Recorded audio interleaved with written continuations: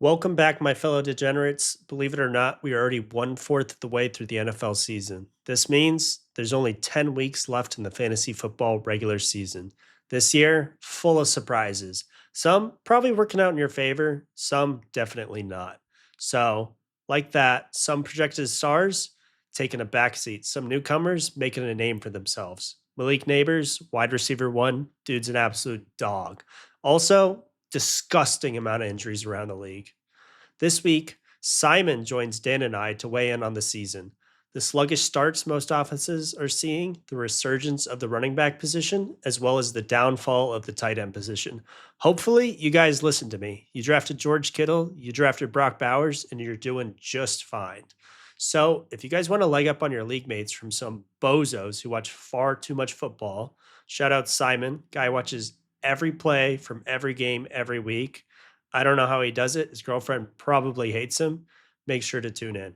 That's about all I got. So, hope you guys enjoy the video. And as always, good luck in all of your fantasy football endeavors, unless you're in one of our leagues, because luck ain't going to save you.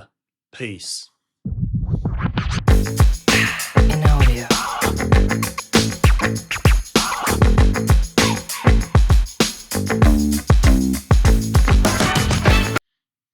Three, two, one, action. Welcome back to another week of the Degen Fantasy Football Podcast, you little degenerates. I'm Dan Schmader. With me tonight is Dylan Rains Hello. and Simon McQuinn. Welcome back, Simon. It's been a couple weeks. Busy time of year, summer's over, and we're back into the grips of fantasy football season. It's been almost at the end of week 4. We're filming this right before the Monday night kickoff games. We're about 4 weeks in, and so about a quarter way done of the whole fantasy season. So we wanted tonight to go over our Q1 surprises, some not so fun things happened, some trends or surprises that are now becoming real trends that we need to pay attention to and make moves off of it. But real quick, recapping what the NFL scene looks like right now. We've got the Buffalo Bills, no surprise, atop the AFC East. The Steelers atop the AFC North. That's a shocker. Shaka. AFC South, Houston Texans, who haven't played their best ball yet, and they're already 3-1. The Chiefs are the worst 4-0 team in the league. Not really, just kidding. They're amazing. The Commanders atop the NFC East. Surprise. I think we're seeing a new generation come through. Yeah. NFC North, Minnesota Vikings, also a bit of a shaka. And Bay Buccaneers just in a shit division at 3-1 in the NFC South. And also a bit of a shaka. The Seattle Seahawks are 3-0 in the NFC West. Boys, this season's just been a shit show. Oh, for sure. Beautiful shit show at that. Yeah. What do you think so far? How are we doing in our leagues? Some good leagues, some bad leagues. I mean, we'll get into the injury bug later on, but that's, I think, the thorn in everybody's side who plays fantasy football this season is injuries. It's a crazy year for injuries. So, yeah, we'll talk a lot about some surprises, some trends. The worst possible thing that's happening to everyone is injuries, up until and including last night with Rashee Rice. But let's talk about some emerging trends that I've seen, and I know we've talked about this together. But we all know that cover 2 is making a comeback, blah, blah, blah, blah. Not new, but it is being used more.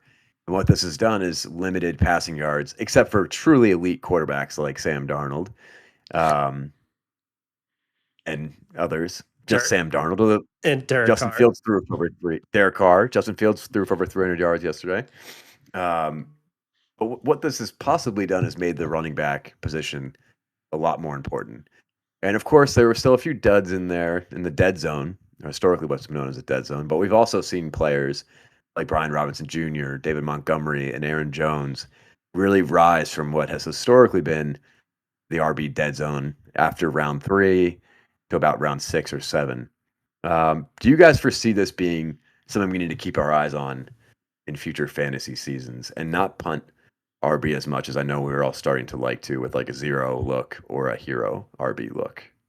Yeah, I think this is just the evolution of the game. So I mean, just they're making it harder on quarterbacks to throw the ball. Some of these quarterbacks are coming into the league not as ready to throw the ball in difficult situations, so it leads to teams just running the ball more RB points. So I think that'll start to trend more value in the coming years, if as long as the league keeps trending this way with the defenses. Yeah. I wish someone had told me this Yeah, before the season's fucking started. And I know you guys are hurting too, yeah, you know. Although Dylan, you did hit on David Montgomery in a league, yeah. which is I did. I did wait until the 6th round in one redraft league to draft a running back, and it was David Montgomery. And I've had some nice yeah. fill-ins so far streaming, so it's kind of working out, but it's gonna bite me in the ass in the long run. So Yeah.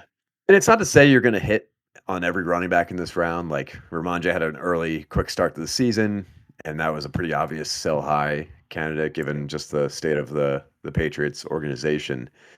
But you have these guys, James Conner, um, Kamara even was a round 4 pick. Josh Jacobs has had his up and down.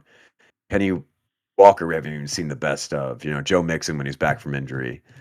Definitely something to think about. The other thing about related to running backs I wanted to talk with you guys about is age is just a number. Whereas previous seasons, we saw that cliff come at 27 years old, 28. And now we're seeing some of our old faithfuls, Aaron Jones, Joe Mixon, Derrick Henry, still be super effective, if not like volume heroes. Although Mixon will have to see how he comes back from injury, but I'm pretty confident he's going to come back and just tear it right up. Another emerging trend, the destruction, dare I say, the death of the tight end position in fantasy football. How are you guys coping? Well, actually, I know, Dylan, you have one of the few. And yeah, Simon, you do as well, you bastards. yeah.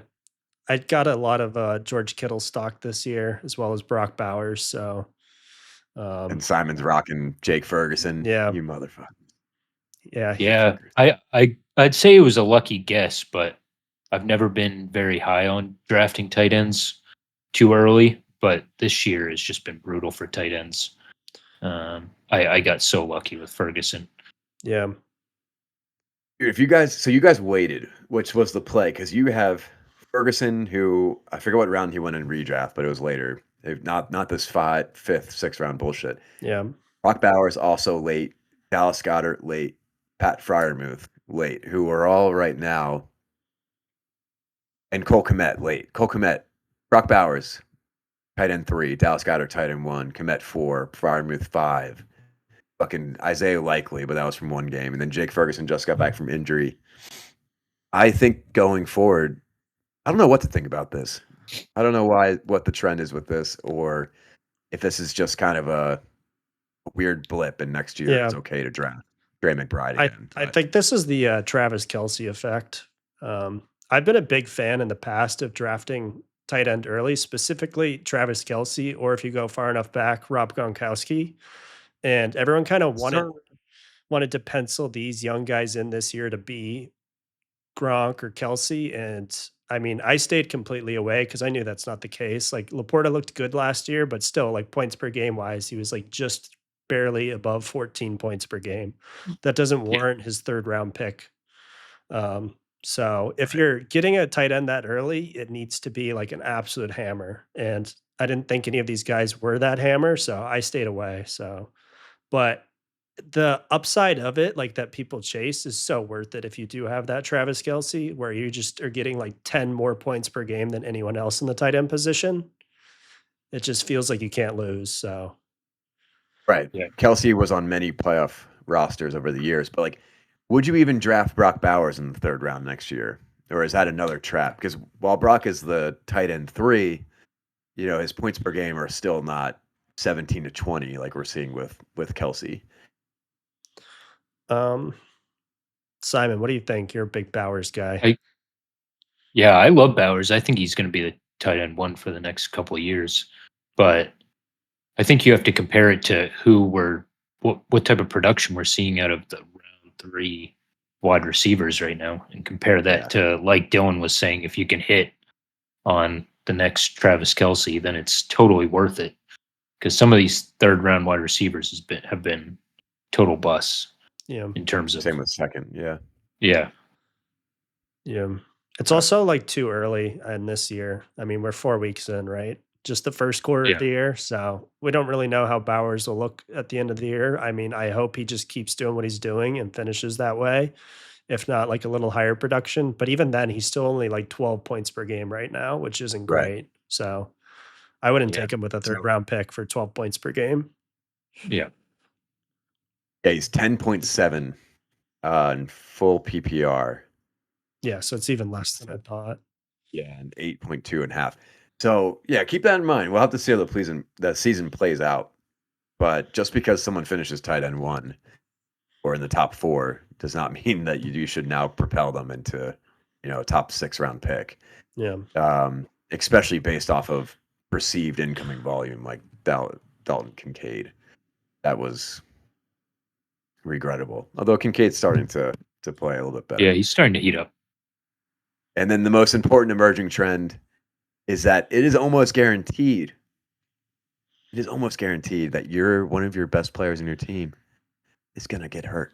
Yeah. Dylan, you want to run us through some injury talk real quick? It's Yeah. brutal. So, I mean, so many injuries this year, and especially among the star players. I mean, CMC, Pacheco, AJ Brown, Cooper Cup, all missing significant time. Puka Nakua, Tua, Jordan Love. He's just back now, but he had a scare, but that pretty much nuked all the Packers players for a couple weeks.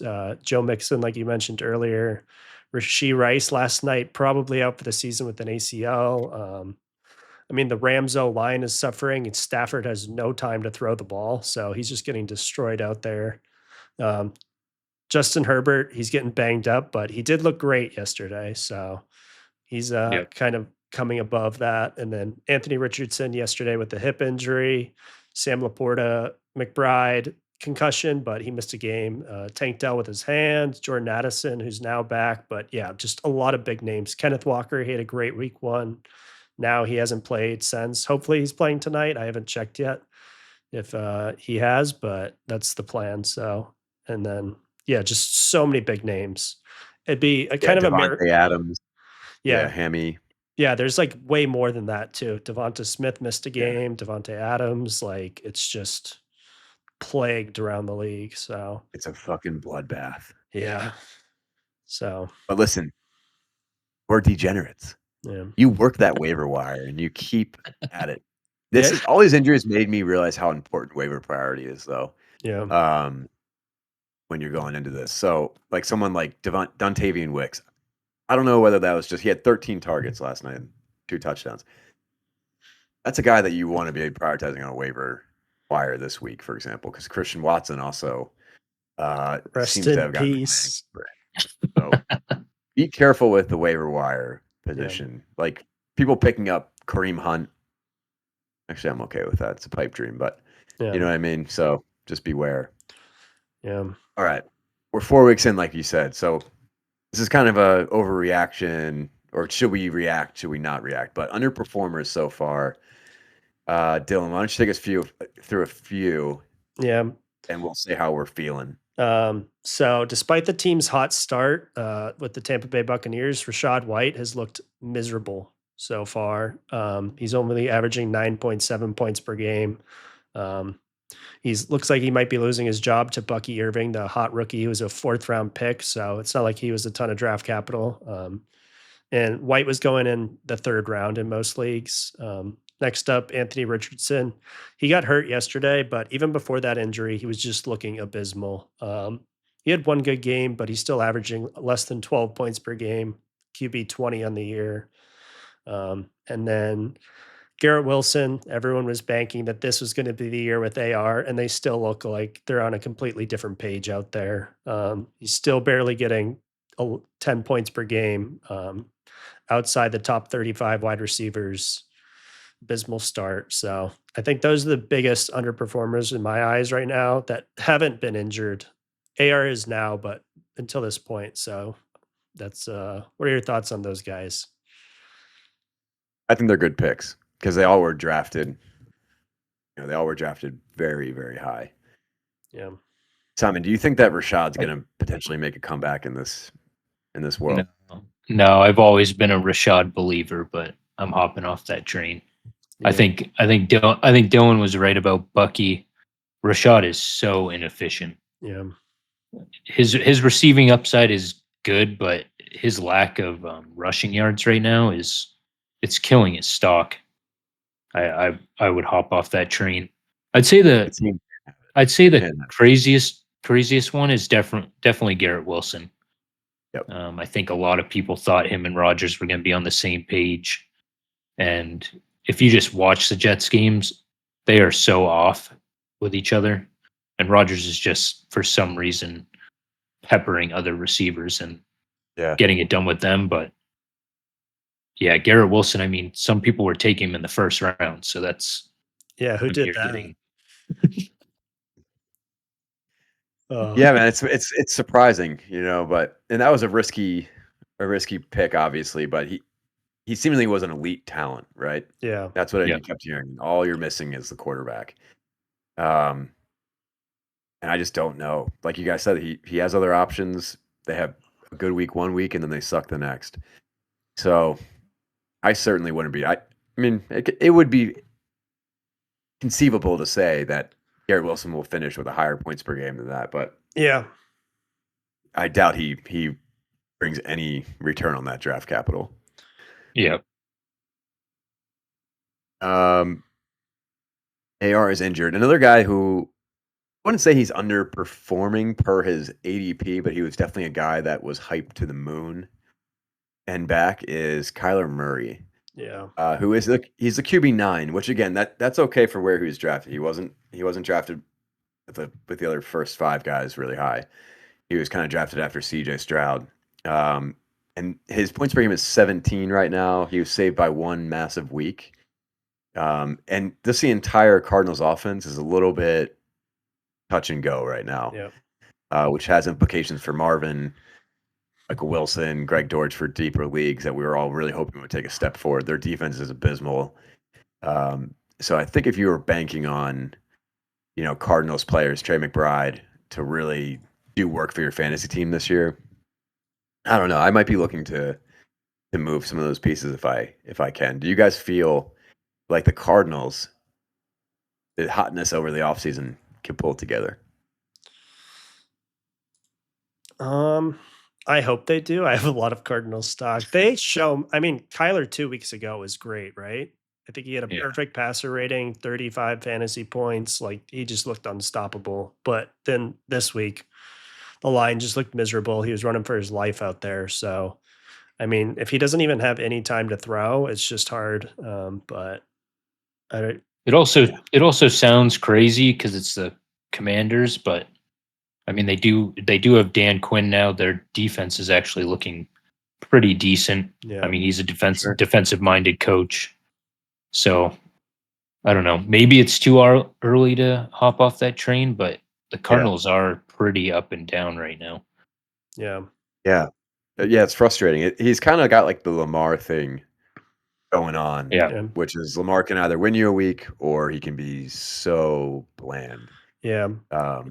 And I don't know what he put up last night. He probably had a good game last night. Kyler? Uh, No. no, Lamar, Oh, yeah, Lamar oh did. yeah, oh yeah. No, he had a good game. Very good game. 23. Yeah, Yeah. he had 23. I think Ran the for two, thing ran for one. about the Cardinals that people are kind of forgetting about is they were pretty ass last year. Like, Yeah, obviously, Kyler missed the first half of the season with the injury, but like they were not a good team. I mean, they had the fourth overall pick. So it's not like Yeah, they just magically, like, accidentally got the fourth overall pick last year. So it's going to be some growing pains for sure. So, true. That's a good point. Last year they were, even when Kyler came back, they were pretty yeah, bad. Somehow Kyler ended up with averaging like 20 points per game in his half season. yeah, So we'll just wait and see. And then underperformers, we already kind of touched on this. We don't want to drive it home. We hate having to talk about tight ends. yeah, But a couple guys need to be mentioned. Mark Andrews. yeah, yeah. He's a for sure bench at this point. You just can't do it. You got to yeah. play Zach Ertz, whoever the fuck you can find. Is he dead forever? I think he's dead in this new Ravens offense. I saw today every Ravens back yesterday averaged at least 6 yards a carry, Yeah. which is insane. and they just, I mean, like Dylan mentioned in earlier podcasts, their offensive line did get weaker, but now that they have Henry and then Pat Ricard, a couple of those veteran guys up front, they can just run the hell out of the ball. Yeah. And I think it's just one of those Ravens offenses that's just a head scratcher every week, but they're just fully committed to the run now. I mean, Zay Flowers had like 2 points last night. Yep. It's not. Yeah. I don't know. It's another year of Ravens receivers not looking good. Yeah. Justice Hill led the team last night with 6 catches. Henry had 3. Likely had 1. Aguilar had 2. It's pretty brutal. And Andrews is out there blocking his ass off. So, yeah, not great. Travis Kelce showed life last night, though, which is good. Yeah. Which is good. And I imagine he'll be called upon more because with the Chiefs, what I kept seeing is Rashee Rice was starting to run Travis Kelce routes. Yeah. And with Rashee gone, I think it's kind of looking way more positive for Travis because after that, it's back to Xavier Worthy. Hollywood's gone. Sorry, Hollywood, you didn't make our injury list, but that's because you're a little bitch, boy. Irrelevant. So yeah, irrelevant. So Kelce, I don't know. They have to bank on him now. Yeah. I mean, Xavier Worthy, as good of a prospect as he is, he's extremely one-dimensional. I mean, he's really good, but without Rashee, Kelce has to step up, and I mean that's Mahomes' guy. I mean, we all knew he was going to come together in the playoffs, but it just has to happen sooner. Yeah. So. And no Pacheco. Yeah. That's huge too. All right, Travis Kelce owners, you guys got bailed out. Good for you. All right, enough depression. Yeah. We're going to talk about some breakouts and overperformers. Okay, Dylan, you want to start us off with some of your boys? Yeah, so a couple of like just lower tier players who are just looking great so far this year is Quentin Johnson. Finally, he's with the boys. He's huge. He's no longer the worst wide receiver in the league, which he was in some metrics last year, right? So yeah. He was looking pretty cagey yesterday, though. Yeah. So I mean, the offense is still struggling, but I mean, he has a couple touchdowns already this year. He's had a 20+ point game. You love to see that, especially because you didn't have to invest much in him. And then we touched on him earlier, but Bucky Irving looks like he's taking the reins from Rashad already. That's great to see. Braylon Allen, total surprise here. I mean, he looked great in college. He's huge, 230 pounds, little muscle hamster, kind of like Doug Martin back in the day, if you remember. Yeah. He's like getting quite a lot of time on the field with Breece Hall, which nobody expected at all. So he's almost becoming like a potential bye-week flex play already. So I think that's awesome to see. If you're a Breece owner, I'd be pretty scared. Breece had like 10 yards yesterday, something like that. So I don't know. That's just, he's a guy to keep tabs on. And then my last one is Khalil. 10 carries for 4 yards. Yeah, that's fucking brutal. Yeah. Braylon had like 8 carries for 30 or something. Yeah. And my last guy of note, he's the wide receiver 1 on the Buffalo Bills, wide receiver 17 overall, Khalil Shakir. He's kind of been a surprise this year. He's just quietly consistent, getting anywhere from like 4 to 6 catches a game, 50, 60 yards. He's had a couple touchdowns. So he's kind of putting together a great like low end wide receiver 2 season. So. Yes. I think I have I do Tyler Lockett. 80% of my leagues. Lock. Yeah. Man, my boy. All right, a couple guys I wanted to talk about. And I think they deserve to be blown by our mouths. Jordan Mason is the RB5. And the reason I want to talk about him is not because so Jordan Mason, RB5. CMC, we all know what happened. Tendonitis, both Achilles. That's brutal. Mason steps into the 49ers backfield and is having extreme success. Is this because of the system, or is Jordan Mason an undrafted player in the NFL and previously a third string roster bubble kind of guy? does he have a future in the league? Like, if he's not on the 49ers, I'm afraid what year he's in. Is it year 3, year 4? If he goes elsewhere, is he still a legitimate player? Um, just on the contract thing, he's tied through next season. So, Okay, so he's one more. yeah. Simon, what are your I think thoughts? yeah, I think you're a he Niners guy. Yeah. I think he actually looks better than an undrafted system guy. I mean, obviously the system benefits him, but I could see him going somewhere else and having mild success. I don't think he's some like absolute stud, but he doesn't look lost out there when he does break through the line. Like he seems like he has decent vision. Um, but it's hard to tell. I mean, this is what the conversation has been with Purdy for the Yeah. past Yeah. 2 years. So it's always going to be a conversation. It's hard to tell. Yeah. I will say I am so sold on him. I watched a couple of the all 22 plays on him and just like Yeah, pausing and looking at the field and him making like the correct decisions of where to run is just he just looks amazing. So I think he's yeah, got and for what it's worth, he's been just watching arguably the best running back in the league for the past 2 years. So yeah, there's something to say for that. yeah, But like Dylan said, yeah, if you watch him, he definitely does not look like he's just been thrown in there and it's his first time running. yeah. Yeah. A name comes to mind when I think of like Jordan Mason's situation. It's Alfred Morris, who was on the Ben Redskins. Well, you can't say And that. I know, my bad. Yeah. They were called that back in the day, Yeah. though, when Alfred was on the team. So Alfred started off his career with like 2 1,200-yard rushing seasons, but I believe he was either a very late draft pick or undrafted. Yeah. And with that, teams, even when players have success, low draft capital means that the team does not give a shit about you. Yeah. And the Commanders, Redskins, they moved on from Alfred.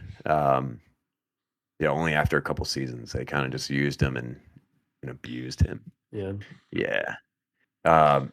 So hopefully Mason has a different outlook, but he has one more season there, and who knows what the future of CMC is. Another guy that just we need to discuss really quick is Jaden Daniels. We all know what he's capable of. He's emerging as probably the best quarterback in that class. My question is now, and I'm pretty confident he'll continue this season on the way he's been, right? Where does he get drafted next year? Is he after Josh Allen? Just at 2? Ugh. Mm, It's too small of a sample size for me. yeah, it is. I think he looks great. He's QB1 right now, right? I mean, his rushing upside, Yeah. insane. Insane. But He looks so good. it's like how many rookie quarterbacks over the years have came in and looked really good, especially rushing quarterbacks, and then kind of came back down to earth once they get some tape on them, kind of thing. So Yeah. I'm not going to say he's going to regress to like terrible, like Baker Mayfield, Robert Griffin level, but I don't know. But I definitely, for sure, top 10 QB next year in the draft. I would say probably closer to the top 5 if he keeps this up. But I mean, we just need the whole season to like declare his draft Yeah. position. I wouldn't be surprised still if he got hurt this year. Like, obviously, he's not as like reckless as Anthony Richardson, but like, I mean, he just is at a higher risk than pretty much any quarterback in the league with getting injured. So Because of his play style and his yeah, body type. and he's not like Yeah. I mean, yeah, probably other than AR, it's like him up there. I think Yeah. Lamar's similar, but Lamar's just gotten so good at avoiding contact and being shifty. So, I mean, Jaden could go that direction, but he's not there yet, obviously. Yeah. Yeah. I Shout feel out to like the he command. Yeah, I feel like he has a bit to get there. Like Dylan said, there's a chance for injury. If you watched him in college, he got himself into some nasty hits. And I don't know if it's credit to the Commanders coaching staff right now, but it does look like he's been able to avoid that for the most part.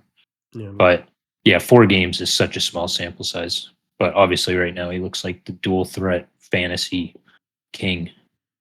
Yeah. True. And the whole team, I guess, because Brian Robinson, for example, also commander. Yeah. Started off the season pretty hot last year. I think he was like a top 5 Yeah, he was. RB after like week 8 or week 10.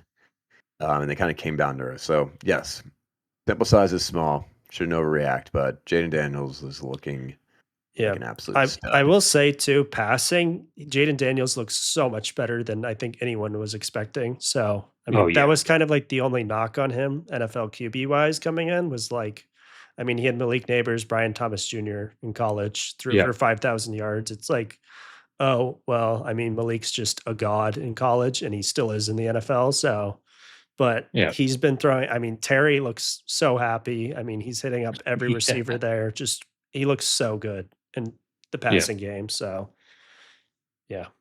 Yeah, it's kind of a good match with old Kingsbury too. Yeah. Speaking of studs, this is not Yes. something I imagined I would ever say. We just need to touch on Darnold real quick. There's really not a whole lot to say. We know that KOC is an excellent coach, Kevin O'Connell. We know that the Vikings are a good organization, and they have great weapons. JJ, Addison, TJ Hawkinson's coming back, Aaron Jones, Ty Chandler. They have a good offense and an excellent defense. The reason I wanted to bring Darnold up is just to have a quick chat on the importance of landing spot for quarterbacks. And this is more of like a dynasty philosophical question, but if you have a QB that is young and gets drafted somewhere, you really can't give up on that quarterback until you find out what their journey is going to be. I'm not really sure what the future looks like for Sam Darnold. I imagine maybe he's back next year and then he Yeah. earns a contract to another team, and then we'll see. But he's looked absolutely fantastic. He's a QB5 right now, and probably the biggest surprise the entire season so far. Yeah. I mean, I think if he keeps this level up, I mean, it's sounds funny, but he's like MVP considerations for the first month. I mean, the most passing touchdowns. I think if he keeps like similar to this level up, I don't think you play JJ McCarthy next year. I think you keep Sam Yeah, Darnold. I don't think you can get rid of him. Like, I think yeah, that's how well he's playing. Um, and in terms of Yeah, like man. fantasy impact, like this is just so good for all the receivers there. We were so worried like JJ's going to be fucking ass. mhm, Addison, you can't play. Hawkinson, you can't play. I mean, he's hurt, but like it was like worried like it's JJ and then no one else. And then now we look at it and there's so many fantasy viable weapons on that team. So love to see Yeah, you it. like want a piece of it. Yeah. Yeah. Okay. Um, and then we already talked about him. Last guy, Brian Robinson Jr., 6th, 7th round pick. He's now the RB10, and he looks fantastic. Kind of just pointing again. I really wanted to drive that like RB dead zone thing back because I was such a believer in like don't draft running backs in that range of rounds, and now it's like, man, that was a mistake. Alrighty. Do you guys have any other breakouts, overperformers that are worth mentioning? Jaden Reed, I also just wanted to shout out real quick. And really that whole Packers offense, when Jordan Love was healthy, that passing volume yesterday, and really only was one half of the game against the Vikings. And Jaden Reed feasted, Romeo Dubs, even fucking Tucker Kraft had a game. And Dontavian Wicks. So some of these teams are starting to emerge a little bit where they are going to start scoring 25 points a game, 30 points a game. And I don't know, would you guys like prioritize trading perhaps a player that is ranked higher for someone who's part of a more consistently high scoring offense? What's a good example here? To acquire Jaden Reed. Let's see. Like, would you trade Stephon Diggs No. for Jaden Reed? Okay. Diggs is he's wide receiver 7 right now, which is I mean, Diggs is, yeah. yeah. Reed is 4. Granted, that was also based off of like 2 games. Yeah. What about like Marvin Harrison? I would much rather have Marv than Jaden Reed. Would you rather have Marv? Okay. So that kind of tempers a little bit. Simon, what about you? You're a yeah. Jaden guy. No, Jaden Reed's looked awesome, but yeah, Why in, just in do it terms for? of what their offenses look like, I would Marv definitely. Yeah. It's just like the Packers offense, so many weapons that are all like similar tiered. I mean, like you said, Plus, the Packers are 2-0 with Malik Willis and 0-2 with Jordan Love. True. bring back Yeah, true. Malik. Malik's QB rating was way higher too. Yeah. Way fucking higher. Yeah. But Jaden Reed's production with Jordan Love both games has been Yeah, just it's been absolutely legit. electric. Yeah. And the window closes on guys like Jaden Reed. He could just be a boomer bust kind of guy, or he starts to string weeks together, and then you're not getting anywhere close to him for, Marvin Harrison, who might be in just as a shaky of a situation. The one positive is Jaden Reed's carrying those multiple weeks towards the end of last season into this year. Yeah. Yeah. He scores touchdowns, dude. He just finds the end zone. Like, I thought last year was kind of a dud where he scored double-digit touchdowns and there'd be regression. I don't know, man. They get him the ball and he knows what to do with it. Yeah. All right. Any closing thoughts, guys?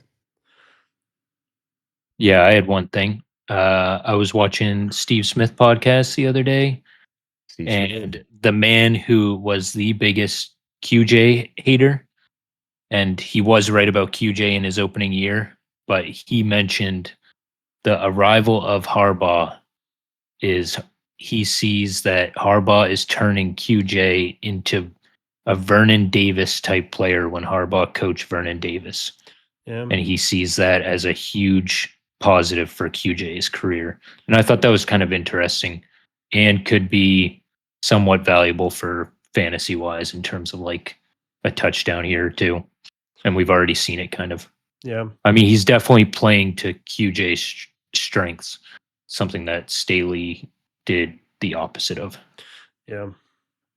I think I'm down with that. Yeah, I mean, QJ in college was a slot receiver, and last year he exclusively lined up as the X, even though he's big. That's like not his role. And this year, we see a lot of like shorter crossing routes, some routes down the seam, but like, I mean, that's kind of he's similar body type to Vernon Davis as well. I mean, he was a tight end, but he was a nuts specimen, right? Like he was like 4'4", 40, just big, fast guy, and that's kind of what QJ is. So Yeah.